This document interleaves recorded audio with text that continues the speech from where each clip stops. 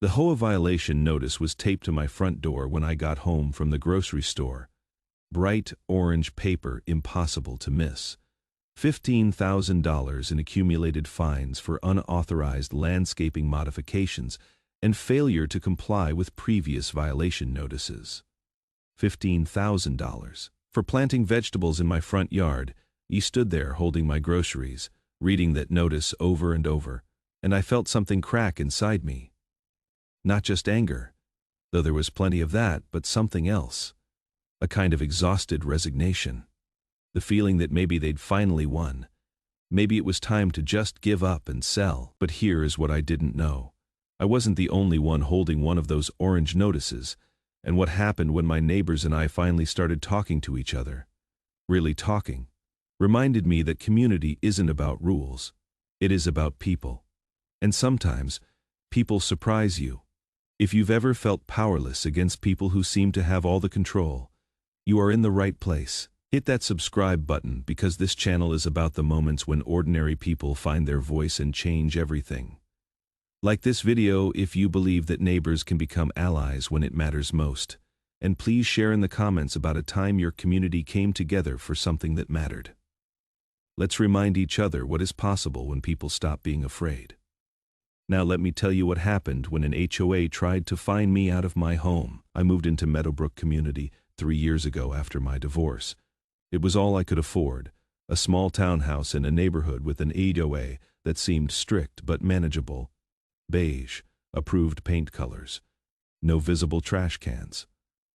Lawns maintained to specific height requirements, standard stuff. I am a third-grade teacher.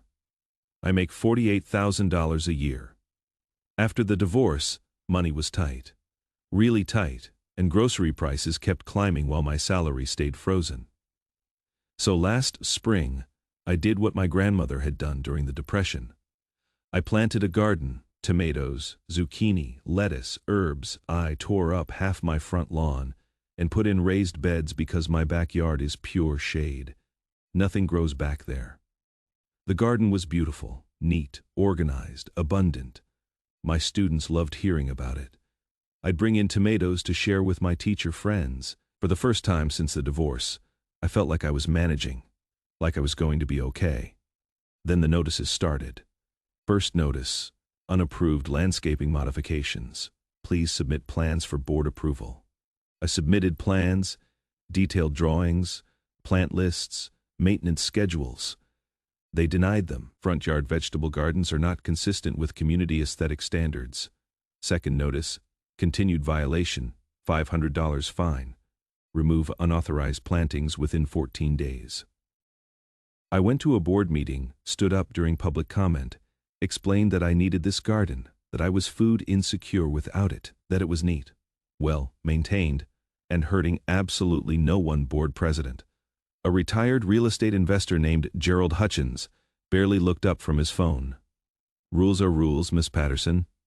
If we make exceptions for you, we have to make exceptions for everyone. Violation stands. Third notice, $2,000, fine for continued non-compliance. Fourth notice, $5,000, fine plus legal fees. Fifth notice, the one I found today, $15,000 total, with the threat of a lien on my property if I didn't pay within 30 days.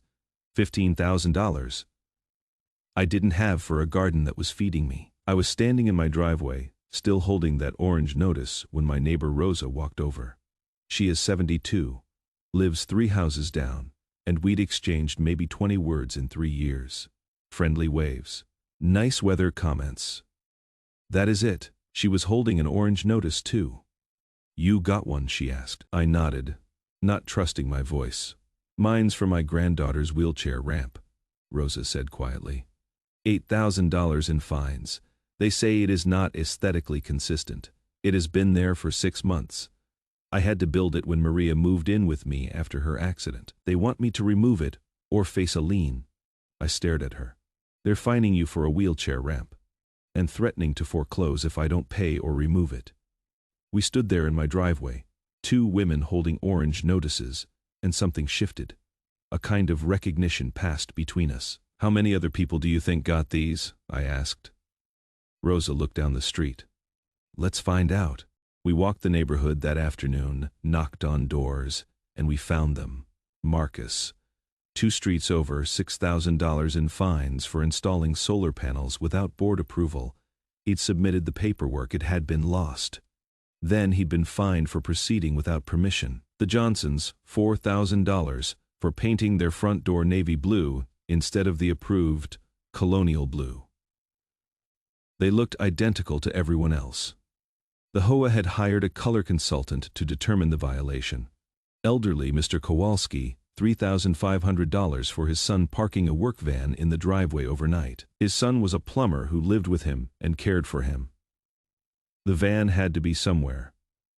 The Patels, $5,000 for installing a Ring doorbell without architectural approval. We found 19 families.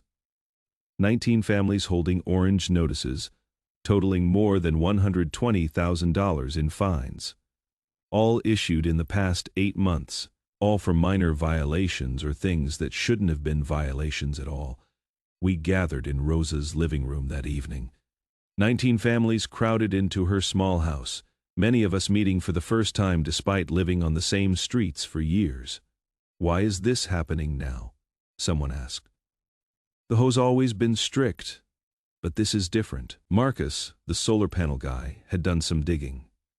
I looked at the HOA financial reports. They're public record. We're broke. The reserve fund is empty. They haven't been maintaining common areas or fixing infrastructure. I think they're using violation fines to cover operating costs. That is illegal, someone said. It is, Marcus confirmed.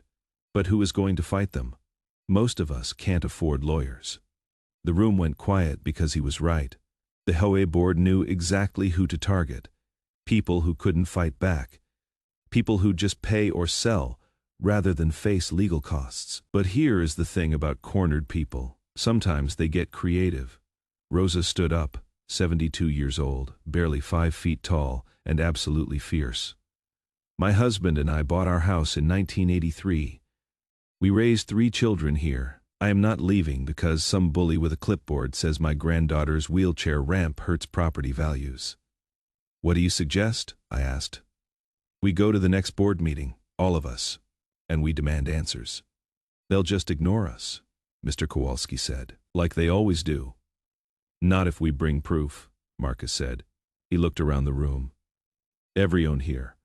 Bring your notices, your fine documentation, your communication with the board. Bring everything. We're going to show the entire community what is happening. And I know someone who might help, added Jennifer Patel. There is a reporter at the local news station who covers consumer protection stories. My sister went to school with her. If we can show a pattern of targeting vulnerable homeowners.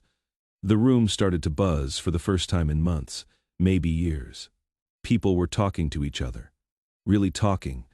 Not about the weather or property values, but about real things, hard things, things that mattered. We started organizing. Marcus created a shared document tracking all the fines. Jennifer reached out to the reporter. I contacted a law professor at the local university who ran a clinic on HOA law. And Rosa did something brilliant. She printed flyers, simple, factual flyers, listing the violations and fines levied against our neighbors. She put them in every mailbox in the community, all 312 homes. People need to know, she said. They need to see what is being done in their name. The next HOA board meeting was scheduled for a Thursday evening. Usually, maybe 10 people showed up. Mostly the same retired busybodies who loved enforcing rules. That Thursday, 247 people came. They filled the community center, spilled into the hallways, stood in the parking lot, listening through open windows. We'd organized. Each of the 19 fined families stood up during public comment and told their story calmly, factually. With documentation, Rosa showed photos of her granddaughter trying to navigate steps in a wheelchair, explained why the ramp was necessary, read the denial letter from the board. Marcus presented the financial analysis showing the reserve fund depletion and the suspicious timing of the fine increases. The Johnsons held up paint swatches, colonial blue and navy blue, that were indistinguishable to anyone without a spectrometer. I talked about food insecurity, about teaching third graders about nutrition, while not being able to afford groceries myself, about the garden that had made survival possible. And the reporter was there, camera rolling, taking notes. But here's what shifted the room. What made this about more than just our 19 families? An elderly woman I'd never seen before stood up. She lived on the other side of the community. "I need to say something," she said, voice shaking. "I've been on this board's side. I've complained about violations. I've called in my neighbors for infractions. I thought I was protecting our property values." She paused, looking around the room. "But tonight, I heard about Rosa's granddaughter, about Miss Patterson's garden, about Marcus trying to reduce his carbon footprint, and I realized I've been protecting the wrong thing. I've been protecting rules instead of people, and I am ashamed." She turned to the board. "I move that we remove the current board and hold emergency elections, because this isn't a community anymore. It is a police state, and I don't want to live in a police state." The room erupted in applause. What happened next moved fast. The reporter's story aired. It showed the wheelchair ramp, my garden, the paint swatches, the families facing foreclosure. It showed Gerald Hutchins refusing to comment, physically blocking the camera. The story went viral locally, then regionally. Then it hit Reddit, and suddenly we were national news. The state attorney general's office opened an investigation into HOA financial mismanagement. What they found was worse than we'd thought. Gerald Hutchins and 2 other board members had been using HOA funds for personal expenses. They'd been awarding maintenance contracts to their own companies at inflated rates. They'd been depleting the reserve fund through consulting fees paid to themselves. When they'd run out of legitimate money, they'd started the fine campaign, targeting people they thought wouldn't or couldn't fight back. Elderly residents, single parents, immigrants, people on fixed incomes. The fines weren't about rules, they were about money. Our money stolen to cover up their theft. All 3 were charged with embezzlement and fraud. All 3 eventually pleaded guilty. But that is not the wholesome part of this story. The wholesome part is what happened after. We held emergency elections. Rosa ran for board president. "I am old, I am cranky, and I don't give a damn about paint colors," was her entire campaign speech. She won by a landslide. Marcus became treasurer. His first act was hiring a forensic accountant to track every penny and implement transparent financial reporting. I joined the Architectural Review Committee. We rewrote the guidelines. Wheelchair ramps pre-approved, gardens encouraged, solar panels welcomed, paint colors expanded to include anything that doesn't hurt your eyes. But more than that, people started talking to each other. The Johnsons organized a community garden in the common space. 20 families contributed. We all share the harvest. Mr. Kowalski's son started a neighborhood tool library out of his van. Need a drill? A ladder? A wheelbarrow? Just ask. Jennifer Patel created a community Facebook group, but not for complaints, for sharing. I made too much soup. I am going to Costco. Need anything? Can someone watch my dog Tuesday? We started having potlucks, block parties, real community events, not mandatory HOA meetings, but actual gatherings where people brought food and shared stories and learned each other's names. Rosa's granddaughter, Maria, started an adaptive gardening program, teaching other disabled community members how to grow food in accessible raised beds. And my garden? It is still there, front and center. But now there are 12 others scattered throughout the neighborhood. Some front yards, some side yards, wherever people have sun. 6 months after the board was removed, I got a letter. Actual handwritten letter. In the mail, it was from Gerald Hutchins from prison. I almost threw it away, but curiosity got the better of me. "Miss Patterson, I don't expect forgiveness. What I did was wrong, not just legally, but morally. I targeted you and others because I told myself you were breaking rules. But the truth is, I targeted you because I knew you couldn't fight back. I knew you were vulnerable, and I exploited that. I've had a lot of time to think about why I did what I did. I think I forgot that rules are supposed to serve people, not the other way around. I forgot that community means taking care of each other, not controlling each other. I heard about the gardens, about the wheelchair ramps staying up, about Rosa running the board. And I am glad. I am glad you fought. I am glad you won. I am glad the community I almost destroyed is becoming what it should have been all along. I am sorry. For what it is worth, I am truly sorry. Geraldine brought the letter to the next board meeting, read it aloud, asked the group what they thought we should do with it. He is still a criminal, someone said. He is, Rosa agreed. But he is also a person who did a terrible thing and seems to be learning from it. We voted to send a community response, not forgiveness. We weren't there yet, and maybe never would be, but acknowledgement. Acknowledgement that he'd written, that we'd heard him, that we hoped he'd continue to reflect and grow.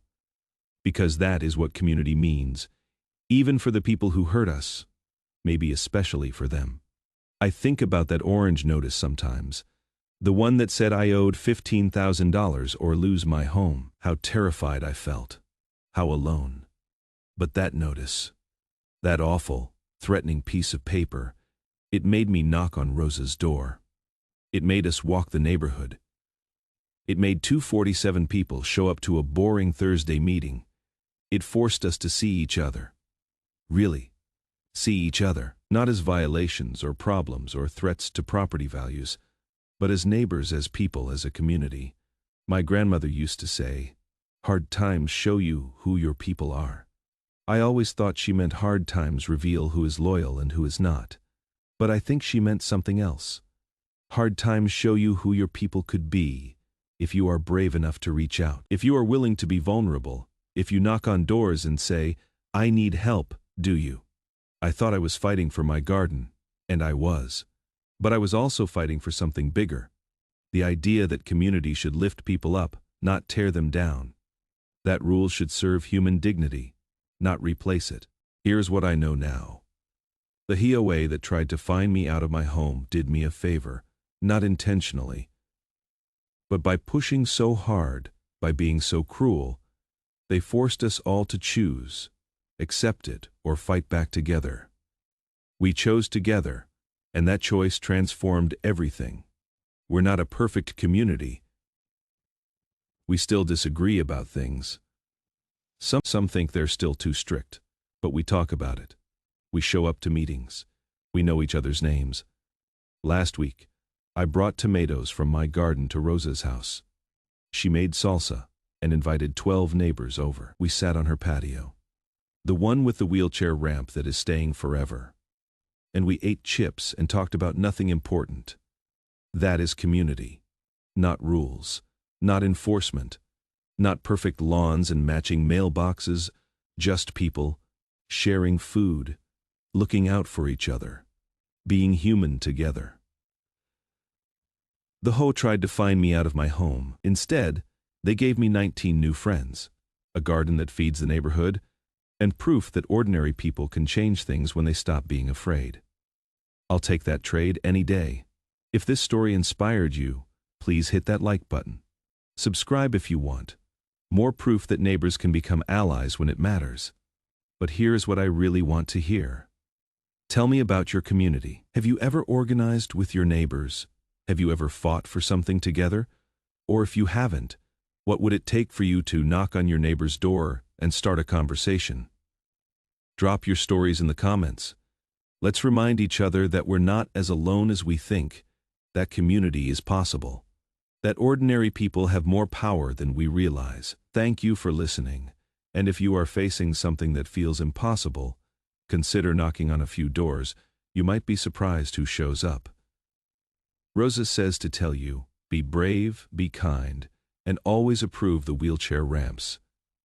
I'll see you in the next one.